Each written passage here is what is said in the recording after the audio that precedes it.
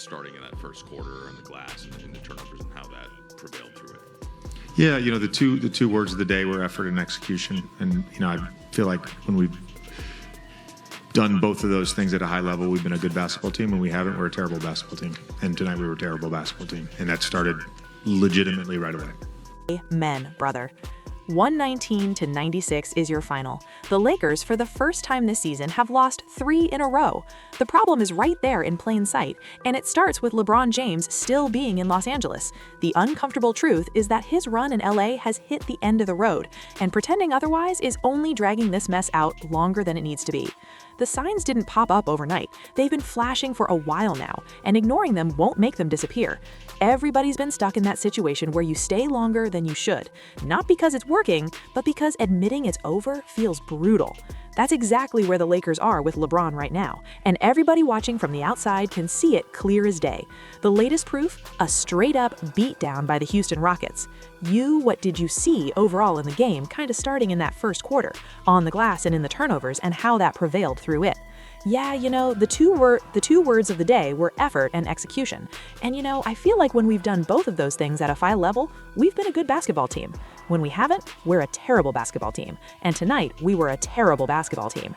And that started legitimately right away.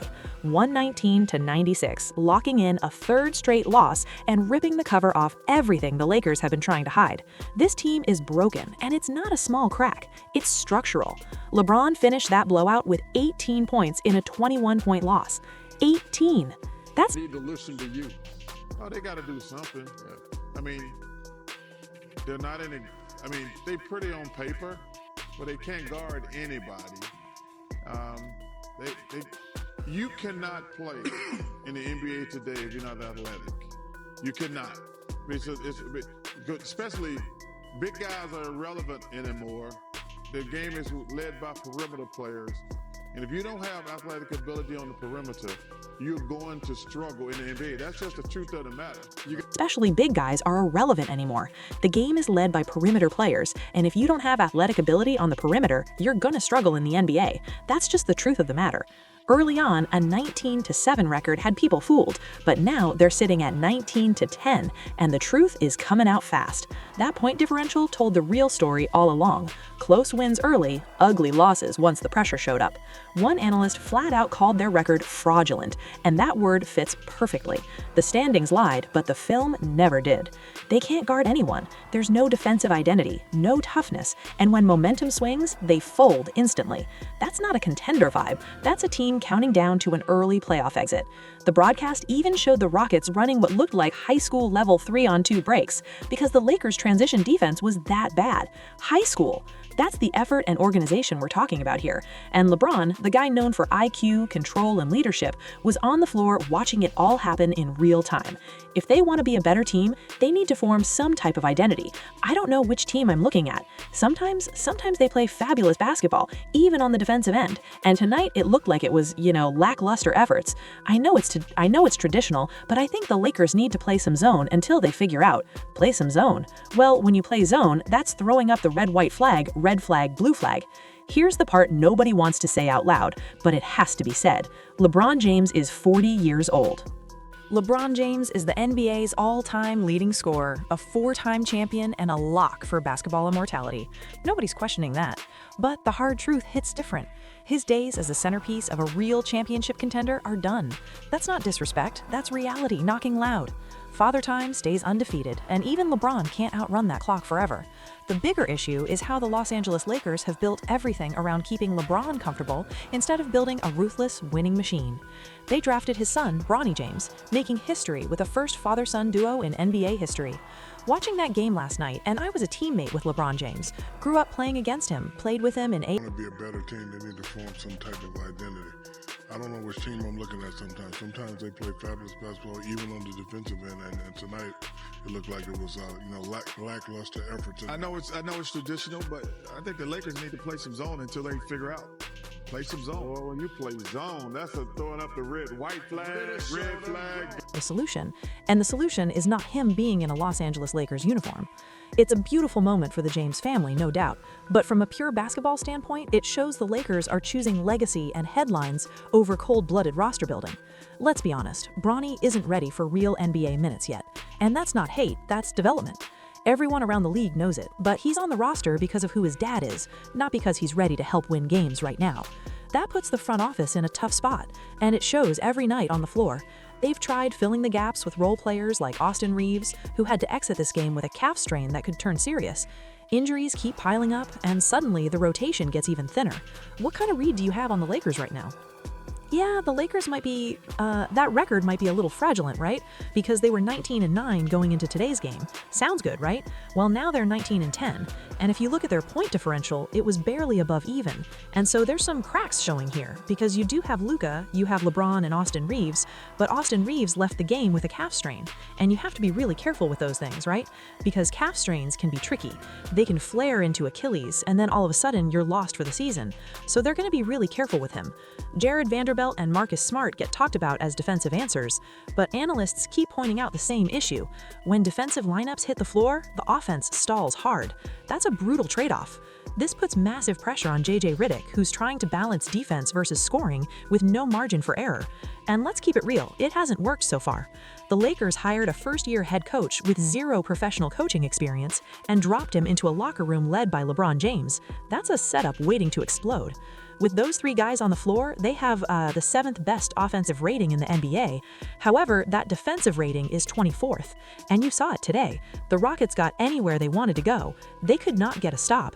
KD goes for 25, Alperen Sengun has a double-double, Amen Thompson absolutely ruined those guys. Nobody could stop him today.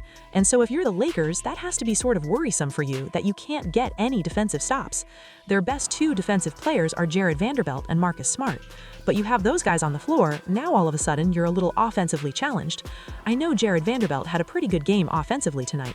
We've seen flashes from Marcus Smart offensively this season, but it's sort of a catch-22 for JJ Redick about how he mixes and matches when things go sideways like, and they clearly are. Who's really calling the shots? Is it Redick or is it LeBron, who's been heavily involved in roster and coaching conversations throughout his career? That question hangs over every timeout and every lineup change. The broadcast pointed out that the Lakers' offensive rating with LeBron and Austin Reeves on the floor ranked 7th in the league. Sounds solid until you hear the other side. Their defensive rating sits at 24th. 2-4. That means they can score a little, but they can't guard anyone consistently. In today's NBA, speed, youth, and athleticism run the game, and the Lakers keep getting cooked by younger, faster teams like the Houston Rockets, who walked into Crypto.com Arena and played loose, confident basketball. Alperen Sengun controlled the paint with a double-double, and Amen Thompson blew past defenders all night, according to the analysts. Nobody could stay in front of him. That's embarrassing for a Lakers squad that's supposed to be chasing banners, not moral victories. And here's the part fans avoid saying out loud. LeBron is part of the problem. Not all of it, but part of it. At 40 years old, he can't deliver elite two-way basketball every night anymore. The scoring flashes are still there, but the defensive tone, the transition effort, and the nonstop pressure just aren't consistent. When your best player isn't setting that defensive standard, the whole team feels it. And right now, the Lakers are feeling it every single night. One analyst said something that cuts straight through the noise, and it hit hard. In today's NBA, if you're not athletic, you're done. Big bodies without speed don't scare anyone anymore. This league is run by perimeter players, quick decisions, and non-stop movement. And if you can't match that energy on the outside, you're cooked. That description fits the Los Angeles Lakers perfectly right now. They simply don't have the athletic juice to hang with the top teams in the league. And as legendary as LeBron James has been, he's no longer the athletic force that used to erase mistakes on both ends. When analysts start floating zone defense as a solution, it's both funny and sad at the same time. One of them said, playing zone is basically throwing up the red flag, white flag, blue flag all at once. That's code for admitting you can't guard anybody one-on-one. That's not what real contenders do. That's what desperate teams do when the cracks turn into craters. Tim Doyle didn't sugarcoat it either. He said the Lakers have a 0.0 chance of winning an NBA championship. 0.0. That's cold. But let's be real. Is he wrong? They're hovering around 19-10, barely above 0.50, sitting flat in point differential and getting blown out by teams they're supposed to compete with. There's no defensive fix showing up on film, no switch flipping, no late-season miracle brewing. One analyst nailed it with the perfect comparison. This team looks great on a dating profile, but once you get to know them, the baggage is everywhere. That analogy fits way too well. The ugly truth is that LeBron's presence is blocking the Lakers from doing what they actually need to do: rebuild. They can't fully commit to young player development because every move is about squeezing value out of LeBron's remaining years. At the same time, they can't build for the future because they're stuck trying to win right now. So they're trapped in basketball limbo, not good enough to chase banners, not bad enough to land top draft picks. And let's be honest, LeBron isn't walking away anytime soon. He's still on max money, still comfortable in LA, still chasing milestones, still playing alongside his son, and still controlling his destiny. From his perspective, why would he leave? But what's best for LeBron at this stage is no longer what's best for the Lakers as a franchise. Those paths have split, and everyone can see it except the people making the final calls. Avery Johnson even shared something eye-opening. He mentioned casually staying at the same hotel as the Lakers, talking to staff and players, and hearing straight from them that they already know the defense isn't good, especially on the perimeter. In one recent game, the Phoenix Suns scored on their first 13 possessions in the third quarter. 13 straight! That's not top defense. That's no defense at all. That's missed assignments, no communication, slow reactions, and effort falling off a cliff. When a team plays like that, it's not just about talent, it's culture. Guys stop talking, stop rotating, stop trusting each other. And when effort disappears consistently, that's a leadership issue whether people like it or not. LeBron is the leader by default because of his resume and status, but at 40 years old, logging heavy minutes, carrying the wear of 21 NBA seasons, can he realistically bring the energy and accountability this roster needs every night? Based on what we're seeing, the answer looks like no.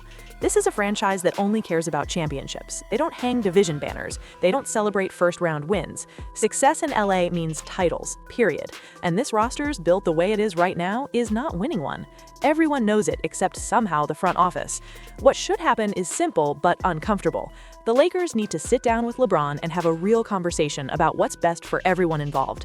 Maybe that means trading him to a contender where he can contribute in a smaller role and chase one more ring. Maybe it means retirement and a move into ownership or the front office. Maybe it means finishing his career somewhere else entirely. What will probably happen instead? A couple of small moves at the deadline, some role player shuffling, a lot of talk about getting healthy, and then another early playoff exit while everyone pretends this was unexpected. And next season, they'll be right back in the same mess, trying to patch together a roster around a 41-year-old LeBron James who's another year older and another step slower. That's the loop the Los Angeles Lakers are trapped in, and nobody inside the building seems brave enough to break it. The broadcast even pointed out that LeBron is heading into the Christmas game as the NBA's all-time leader in Christmas appearances, with 19, and total Christmas points with 57. Those numbers are insane, legendary records that might never be touched. But here's the uncomfortable part. Those in fake and false, those are backward-looking stats. They celebrate what LeBron was, not what he can realistically be going forward. And that's the core issue. The Lakers keep making decisions based on nostalgia instead of direction.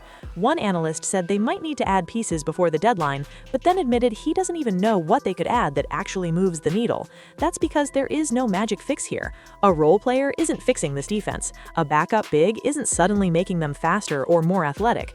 This roster needs a full rebuild from the ground up, and you simply cannot do that while committing max money and full control to a 40-plus-year-old superstar, no matter how legendary his career has been.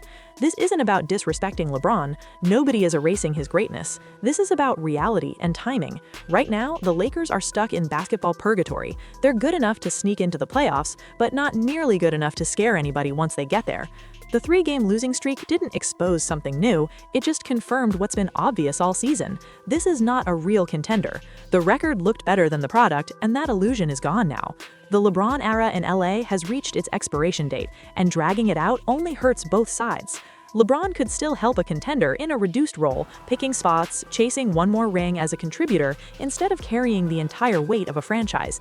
And the Lakers could finally move forward, build a real young core, and stop bending every move around an aging superstar. But here's why it probably won't happen. Ending the LeBron era means admitting it didn't play out the way everyone imagined. It means accepting that 6 years resulted in one bubble championship. And that's not the Lakers standard. This franchise doesn't celebrate moral victories or nostalgia tours. It would require tough conversations, unpopular decisions, and real accountability. And image-driven franchises avoid that until there's no other option left.